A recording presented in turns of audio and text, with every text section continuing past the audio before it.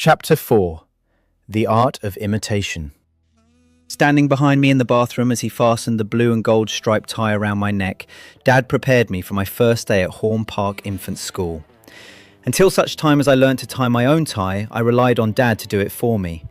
To the feeling of the breath from his nose on the back of my neck and the scent of Old Spice, I stood as still as I could until he'd finished. As smart as I must have looked in my new grey shorts and blue V-neck sweater, I dreaded the prospect of my first day at school. With my brown and orange faux leather satchel flapping at my side, Dad led me by the hand up a set of steps and into the main building. The contrast in the light was such that it took a moment for my eyes to adjust to the dingy concourse before us.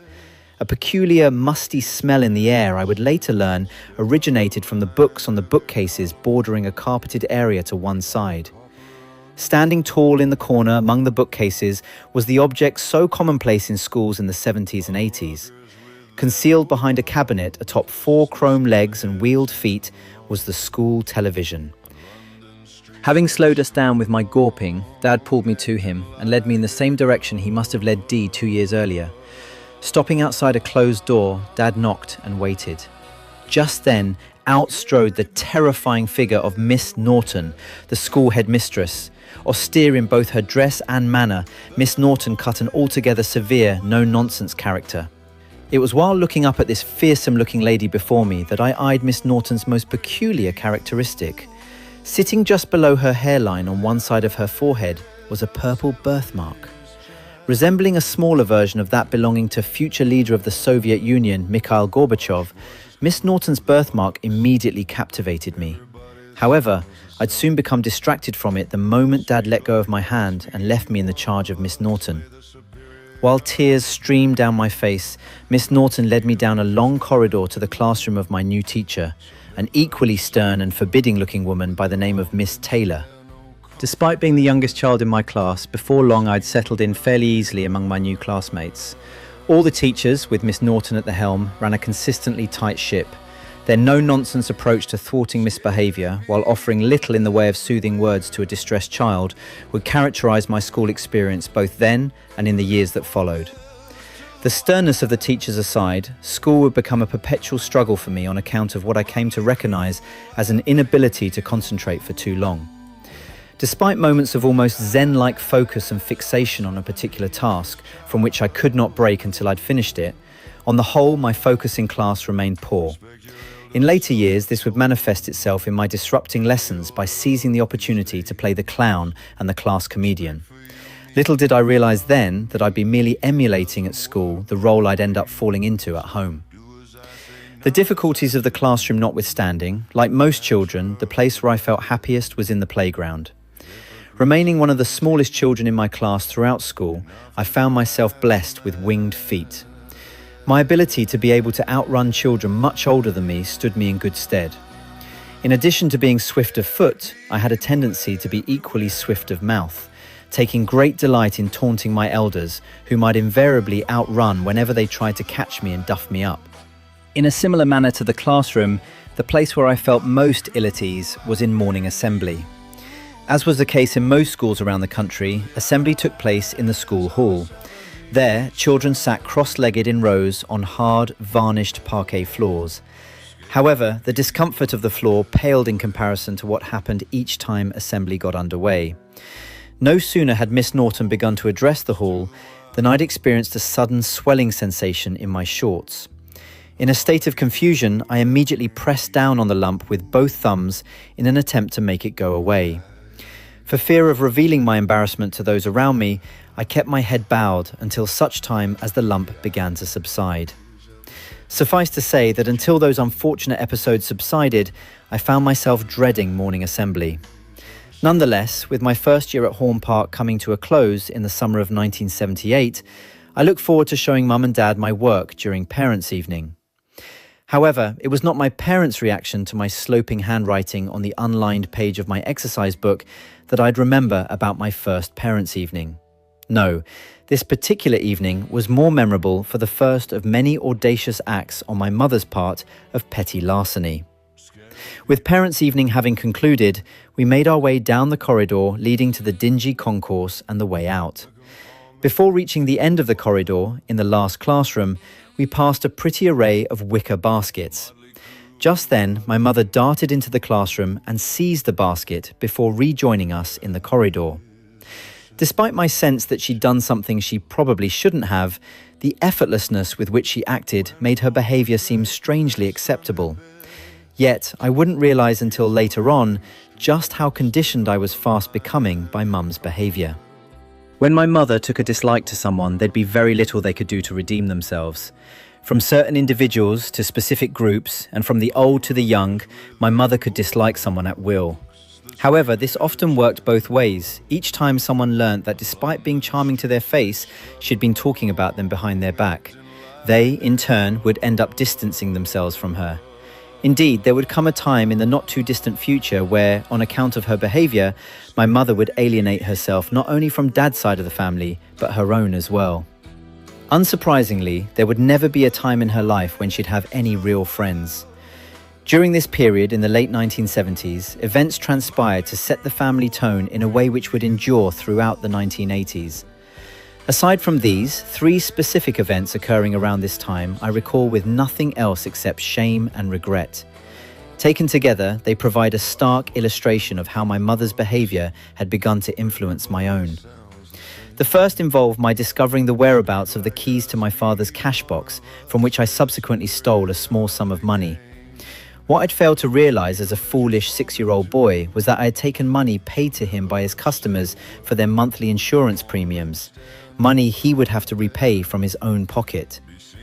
While stealing from my own father remained an isolated occurrence, so too was an incident which followed, although that in no way absolves me of any wrongdoing. Whether influenced by the so-called Battle of Lewisham, which saw 500 members of the National Front attempt to march from New Cross to nearby Lewisham in August 1977, my mother began to openly express a revulsion of black people, referring to them pejoratively as coons. To my shame, I found myself one particular day facing the wall outside Headmaster Mr. Thomas's office for having used an even more revolting slur against a mixed-race girl in my class. Again, thankfully, this too remained an isolated occurrence. As previously mentioned, even when my mother took a dislike to someone, being averse to confrontation as she was, she'd be nothing but charming to their face. 2 examples from this time were our next-door neighbour, a rather haughty Margot Ledbetter type called Muriel, and my form teacher at the time, a lady by the name of Miss Costaris. In Muriel's case, I suspect that her crime was her snooty, upper-class manner, something to which my mother aspired and of which, it is more likely than not, she harboured feelings of jealousy. Further damning Muriel in Mum's eyes was how she referred to her baby daughter. Rather than calling her Caroline, Muriel referred to her daughter by the nickname Corky, for which Mum mocked her behind closed doors. As for Miss Costaris, this surly and unfortunate woman would get the treatment each time Mum referred to her as Horseface, courtesy of her equine features. While my mother remained charming in the presence of those she privately disliked, my half-sister Lee remained the one person outside our immediate family to whom Mum would be openly spiteful.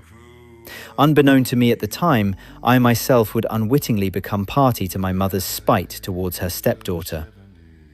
Not until the early to mid-1980s would I learn of the existence of Lise, my father's daughter from his first marriage. This would only come about one July day when he received a birthday card saying, "To dear Dad," and signed from Lee. Dad never spoke of Lee, and it wasn't until March 1989 that I'd meet Lee properly, albeit under unfortunate circumstances. It would be another 20 years hence that I'd sit down with her as an adult and discover the full extent of my mother's wickedness towards her. As Dee and I would have daily proof, my mother had very little patience and care for children. Therefore, it came as no real surprise years later when she admitted to her dislike of them. As mentioned previously, this is not to say that Mum was immune to random acts of kindness. Indeed, she was never more attentive than when we were off sick from school, or more generous than at Christmas.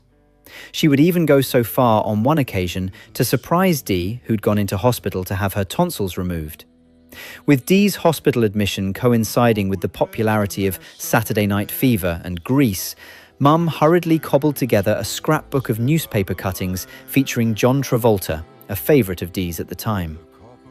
Furthermore, Mum would go on to exhibit similar generosity towards her children at certain moments in the future. However, given the context, her generosity perhaps owed more to a need to atone for her behaviour than a desire to do selfless good. Despite having experienced firsthand how spiteful my mother could be towards children, the disclosures made during my meeting with Lee left me shocked. Without a hint of malice in her voice as she spoke, Lee explained how, as an 8-year-old girl, she would take 2 buses from her home in Kidbrooke to visit her father at his flat in Bennett Park, Blackheath. Following her knock at his door, my mother answered and informed Lee that her father wasn't home. This turned out to be untrue, with the lie being confirmed to Lee by Dad in a subsequent telephone call that he had in fact been at the flat when she called. As if this first revelation were not appalling enough, what followed would be even more reprehensible. Indeed, Lee went on to explain that on those occasions when she was able to see her father, they'd often walk along the street holding hands with my mother following behind. In an act of particular cruelty, Mum would take to slapping their hands in an attempt to break the bond between father and daughter. It wouldn't be too long before Mum would actually succeed in permanently severing the already fragile bond between them. This came on the day when Lee, as a 10-year-old girl, received a phone call from her father to say that in order to keep the peace at home, he could no longer see her. Despite the devastating news, Lee made consistent attempts at regular intervals throughout the 70s to contact her father by phone. These were similarly unsuccessful each time my mother answered and told Lee that Dad was out and to stop calling. This is where I came in the day I sat with my colouring book on the bottom step of the stairs next to the telephone table at our home in Guibal Road.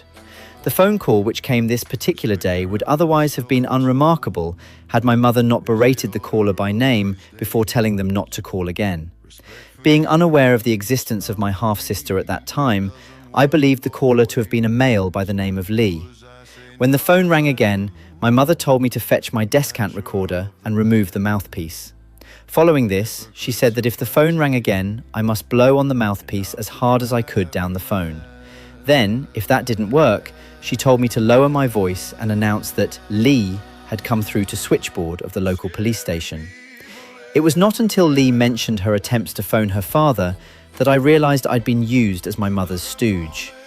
Although I could not have been held responsible for my part in such a deplorable episode, this did not prevent me from feeling obliged to apologise to Lee subsequently for any hurt that I'd caused.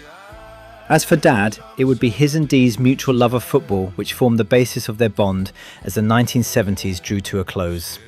Despite my disinterest in football, I'd often feel left out every Saturday afternoon that Dad and Dee went to see Charlton Athletic play at home. On the one occasion when Dad did take me, I misbehaved to such an extent that he vowed never to take me again. However, when he took us with him to see the greyhound racing at Catford Dogs, that was a different matter. Indeed, the deafening roar of the spectators each time the dogs were released from their traps thrilled us immensely. Likewise, the discarded programmes lying around on the ground like snow, which Dee and I would kick up and then watch as they fluttered back down to the ground as we left the stadium. Nonetheless, by taking Dee to the football, Mum convinced herself that Dad meant to deliberately exclude me.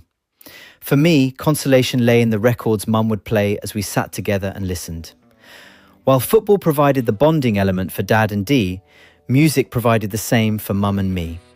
To my delight, Mum went out and bought me a radiogram, which quickly became my most treasured possession. To the song The Wonderful Thing About Tiggers, I'd bounce up and down on my bed and sing along, pretending to be Tigger. Peculiarly, having experienced more alone time with Mum than did Dee, and by now age 7, I found myself becoming more attuned to her moods and emotions. For the first time during the summer of 1980, I sensed in my mother the kind of discontent and restlessness which would cause so much disruption to our family throughout the 1980s. Not only would the new decade see us make a number of regular house moves, it would also see us move abroad in pursuit of the kind of happiness which always seemed to elude my mother. With her perception that there were too many black people in suburbia, she began to openly protest at having to stay in London and suddenly proposed that we move to the country. The hand of fate would play a part around this time one Saturday in Lewisham. There, an event took place which my mother would leverage and bring about our move out of London at the end of 1980 for good. With my first year at Horn Park Primary School fast approaching, Mum, Dee and I headed one Saturday to Lewisham Precinct to buy our new school uniforms. As we walked, Mum suddenly stopped to retrieve her purse from her bag. No sooner had she reached in than 3 black youths ripped her bag from her hand and ran out of the main entrance. The next time we saw Mum's bag, it had been handed into her local bank, minus the contents. While being the victim of a snatch theft must have been unpleasant enough, Mum wasted no time in leveraging the youth's race in order to support her case for moving away. In addition to this, she would also invoke the name of her good friend Pauline. As stated previously, my mother would navigate life making very few friends along the way. Therefore, it came as something of a surprise when she began to speak of moving down to Maidstone in Kent to be nearer this never-before-heard-of lady by the name of Pauline. It would transpire that Pauline and Mum had attended school together. However, we had never met Pauline and, unsurprisingly, following our move to Maidstone, we would meet Pauline only once. Nevertheless, in November 1980, we moved the 46-mile distance from southeast London to West Kent, to a village to the south of Maidstone named Cox Heath. Sparing a thought for Dad while he managed to gain a transfer with the Prudential with relative ease, London had always been his home and that of his ageing relatives. Indeed, despite our move to Kent, we would make regular return trips with him to see our aunties, Liz, Grace and Jackie. What these forays made clear was that Dad never wanted to leave London and only agreed to do so to appease my mother. Unfortunately for him, he would find himself in a similar dilemma less than 6 years later, while torn between staying in or leaving the UK. Alas, he had begun to make a rod for his own back, and it appeared there was little he wouldn't do to please my mother, regardless of the cost to his health and his wallet. For now, having settled into our new home in Cox Heath, Dee and I were enrolled in the nearby junior school, while Sass followed into the infants 2 years later. As for Mum, she was finally away from London, and also the proud owner of a brand new split-level cooker she insisted be installed in our new home. Knowing that he'd be the main beneficiary of her demand, Dad was only too happy to oblige her. Yet it remained to be seen for how long following this current move my mother would remain happy. Alas, we hadn't been in Maidstone for long before she and my father continued in earnest something which had begun in London. Between them, they were about to embark on the kind of corrosive favouritism which would pit me against my father and create a mutual hostility from which our relationship would never recover.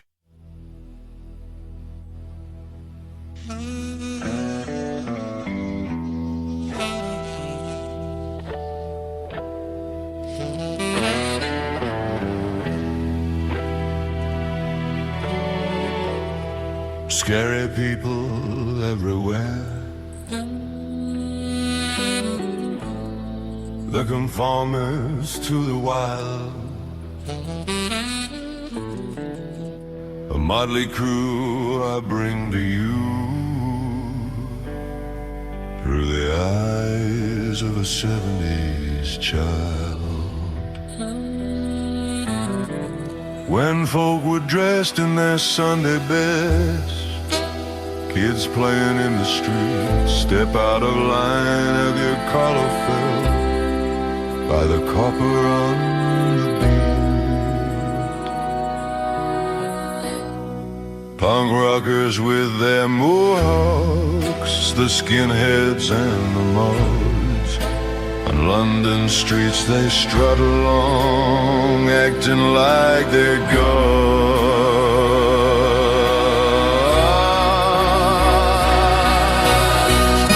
Scary people everywhere,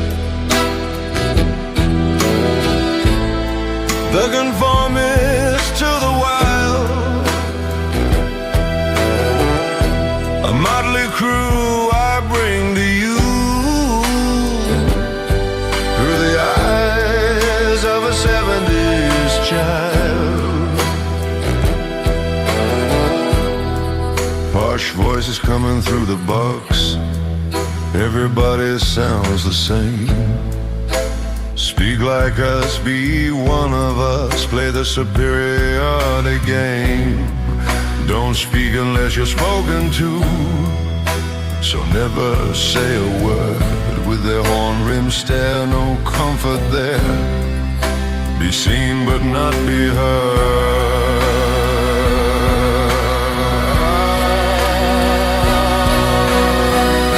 Scary people everywhere,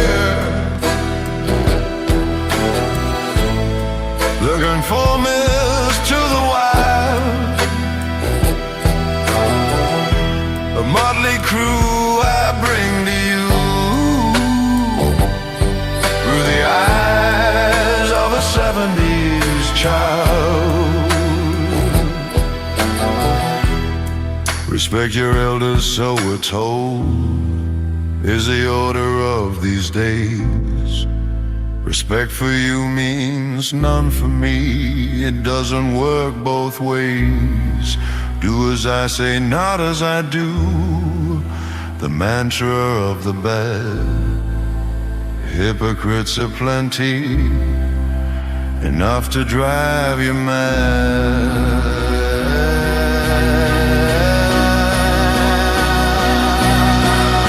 Scary people everywhere, looking for Miss to the wild. A motley crew I bring to you through the eyes of a 70s child. Scary people everywhere, the conformists to the wild. A motley crew I bring to you through the eyes of a 70s child. Through the eyes of a 70s child. Through the eyes of a 70s child.